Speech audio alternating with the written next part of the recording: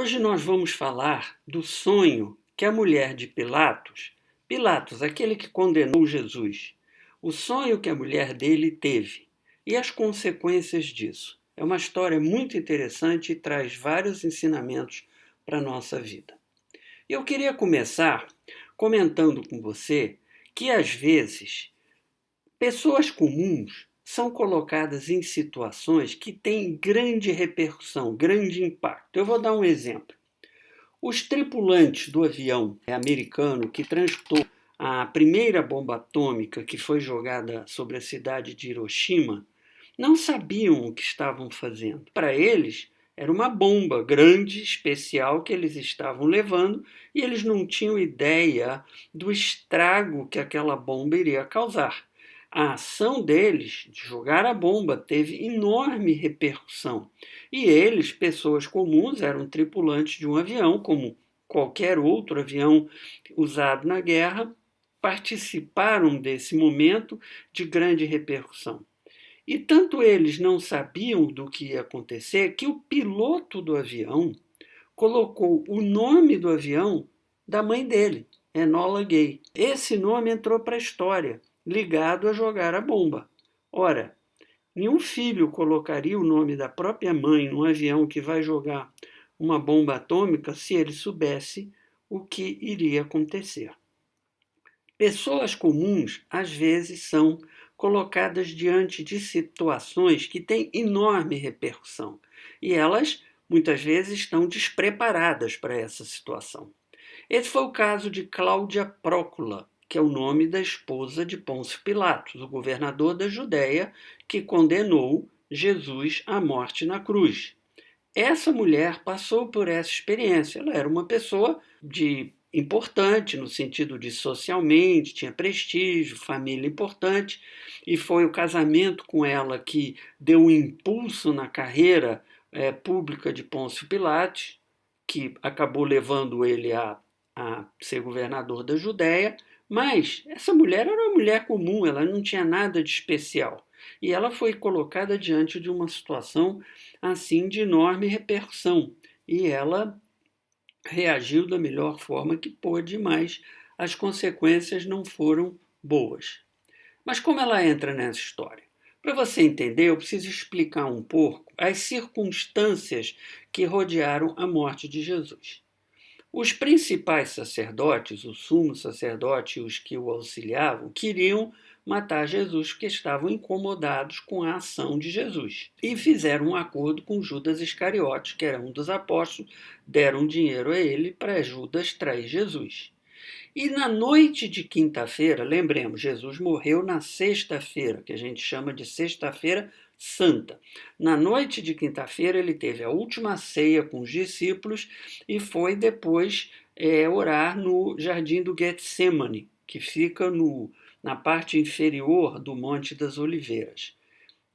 Quando a ceia acabou, etc., e Judas Iscariotes viu que Jesus iria para o jardim do Getsemane, a Bíblia fala que ele se afasta do grupo principal e ele foi avisar os principais sacerdotes que Jesus ia para o jardim do Getsemane e ali seria fácil de prendê-lo, porque não haveria multidão em torno, não haveria gente que poderia ficar contra a ação, reagir, etc. Essa informação, portanto, chegou por volta das 9 horas da noite e levou um tempo para preparar tudo, e tanto assim que Jesus só foi preso na madrugada de sexta-feira. E o que aconteceu ali é que houve uma corrida contra o tempo dos principais sacerdotes.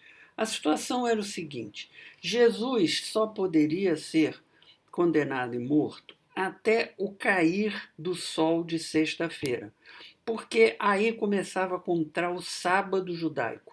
O sábado judaico conta a partir do cair de sol de sexta-feira e vai até o cair do sol de sábado. O dia para eles era contado de cair do sol a cair do sol, e não como a partir de meia-noite, como nós fazemos hoje. Então, às 9 horas da noite de quinta, eles receberam a informação e precisavam condenar Jesus até e crucificá-lo e matá-lo de alguma forma até o cair do sol de sexta-feira. Era muito pouco tempo. Por que isso? Por que tinha esse limite de tempo? Porque no sábado não poderia haver essa condenação e essa morte de Jesus. No sábado parava tudo. E depois do sábado entrava a festa da Páscoa. Lembre-se que Jesus foi morto durante o período da festa da Páscoa. E a festa da Páscoa durava 7 dias, e eles também não poderiam fazer nada nesses 7 dias. Então, eles matavam Jesus até o cair do sol de sexta-feira, ou só poderiam fazer isso 8 dias depois. E aí poderia acontecer todo tipo de problema. A população saber que Jesus estava preso, se revoltar. Eles queriam resolver o problema rapidamente. E como é que eles iam conseguir fazer isso? Eles sabiam, os sacerdotes, que somente Pilatos podia condenar à morte. Naquele momento, segundo a lei romana que dominava a Judéia, somente o governador podia decretar a morte. Então, eles precisavam ter certeza que Pilatos condenaria Jesus à morte. Por isso demorou 3 horas entre eles receberem o aviso de Judas Iscariotes que Jesus ia estar vulnerável, até que eles realmente fizeram a prisão. Por quê? Porque o sumo sacerdote correu para falar com Pilatos. Como é que a gente sabe disso? A Bíblia fala disso? Não, a Bíblia não conta isso, mas isso é a razão lógica. Faz todo sentido. Ponha-se você no lugar do sacerdote. Eles prenderiam Jesus, levariam para Pilatos e Pilatos não condenava Jesus. Eles ficavam no pior dos mundos. Tinham passado pelo risco de prender Jesus, que era uma figura popular, e Jerusalém estava muito cheia por causa da época da Páscoa, ficava tudo mais complicado. Precisamos lembrar que no domingo anterior, Jesus tinha entrado em Jerusalém no chamado Domingo de Ramos, saudado pela população. Jesus era popular, as pessoas gostavam dele. Então elas iam prender Jesus, passar por todo o desgaste dessa prisão e depois Pilatos solta. Seria péssimo para eles. Então eles precisavam garantir que Pilatos iria condenar Jesus. E essa conversa entre o aviso que eles receberam de Judas e a prisão garantiu que eles teriam o apoio necessário. Essas 3 horas cruciais garantiram que eles poderiam fazer aquilo que eles queriam fazer. Então faz todo sentido, embora a Bíblia não conte explicitamente que houve essa conversa entre os sacerdotes e Pilatos, essa conversa prévia, mas faz todo sentido que foi isso que aconteceu. Ora, naquela época as pessoas deitavam cedo, porque não havia luz elétrica. A luz que os candeeiros, as lamparinas a óleo forneciam era muito precária, era muito ruim. Então as pessoas procuravam aproveitar o máximo a luz do sol. Então elas deitavam cedo e elas acordavam cedo para fazer a maior parte do seu dia na luz do sol. Então, quando o sumo sacerdote chegou para falar com Pilatos, naquele período de 3 horas a que eu me referi, ele certamente já pegou Pilatos recolhido. Era uma coisa meio estranha o sumo sacerdote procurar o governador naquele momento, naquela hora em que o governador já estava recolhido.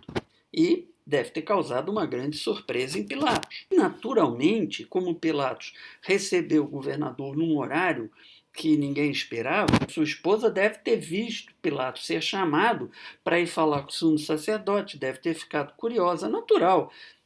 Meu bem, o que aconteceu? Por que você foi chamado? Algum problema? Alguma coisa séria? Tem alguma revolta? Tem alguma coisa acontecendo aí? E Pilatos deve ter contado para a mulher o que aconteceu. E aí a mulher foi dormir com aquela ideia na cabeça. Havia um homem, Jesus, que ia ser preso, ia ser condenado, e o marido dela ia ser a pessoa que faria a condenação. E aí ela teve um sonho. Há vários casos na Bíblia em que Deus fala através de sonhos. E Deus falou com Cláudia. Mateus, capítulo 27, versículo 19, conta isso. Olha que surpreendente esse relato. Estando ele, Pilatos, no tribunal, isso já na sexta-feira, de manhã. Ele já tinha dormido, acordado e já tinha ido para o tribunal. Sua mulher mandou dizer-lhe, quer dizer, a mulher mandou um recado. Não te envolvas com esse justo, que é Jesus, porque hoje em sonho muito sofri por seu respeito. Deus mandou um sonho para ela, para alertá-la. Repare que Deus não tinha predestinado Pilatos a ser o algoz de Jesus. Pilatos teve uma chance de escapar disso. Jesus seria morto de uma forma ou de outra, porque ele precisava cumprir a sua missão. Mas Pilatos teve a chance de escapar disso. Deus manda um sonho para ela: não se meta com esse justo. Isso é uma iniquidade. Não faça isso. Não deixe que isso aconteça. Quando ela acordou, Pilatos já tinha saído para o julgamento. E a mensagem da mulher chega durante o julgamento. E ela deve ter mandado uma mensagem urgente e importante. Interromperam Pilatos no julgamento para dar a mensagem. E ele recebeu a mensagem, o julgamento já estava acontecendo. E se a gente vê o relato do julgamento, fica claro que a partir de receber a mensagem de Cláudia, Pilatos muda seu comportamento. Ele começa a tentar inocentar Jesus. Repara, ele tinha provavelmente prometido aos principais sacerdotes condenar Jesus na conversa prévia, mas aí começa a mudar. Ele chega a oferecer trocar Jesus por um criminoso, Barrabás. Eu condeno Barrabás e solto Jesus. Ele chega a oferecer isso. Ele tenta mudar. E os líderes judeus ficam enfurecidos, porque eles contavam com aquela condenação, eles estavam se arriscando muito em fazer aquilo e eles precisavam da condenação. E eles ameaçam Pilatos. Eles chegam a dizer que iriam denunciá-lo para o imperador romano, dizendo que ele, Pilatos, não estava fazendo aquilo que era certo para o imperador, que ele estava fraquejando. Isso está em João 19:12. Eles encostam Pilatos na parede para que Pilatos se sentisse constrangido a condenar Jesus. E Pilatos não teve personalidade para resistir, mesmo com o aviso da mulher, ele não teve personalidade forte o suficiente para resistir. Num último gesto, ele ainda tentou fugir da responsabilidade lavando as mãos, que naquela época significava: eu não tenho responsabilidade. Ele lava as mãos para tentar fugir da responsabilidade. Mas não adiantou. E interessante que a partir daí a sua carreira política foi para baixo. Alguns anos depois, caiu em desgraça perante o imperador e acabou indo para o exílio com a mulher. Agora, olhando para Cláudia, que recebeu o sonho e mandou a mensagem, talvez ela pudesse fazer mais. Talvez ela, em vez de mandar o recado, ela pudesse ter ido pessoalmente ao julgamento, ter ido até onde Pilatos estava e interferido de uma maneira mais decisiva para impedir que o marido fizesse aquilo. Mas ela não fez isso.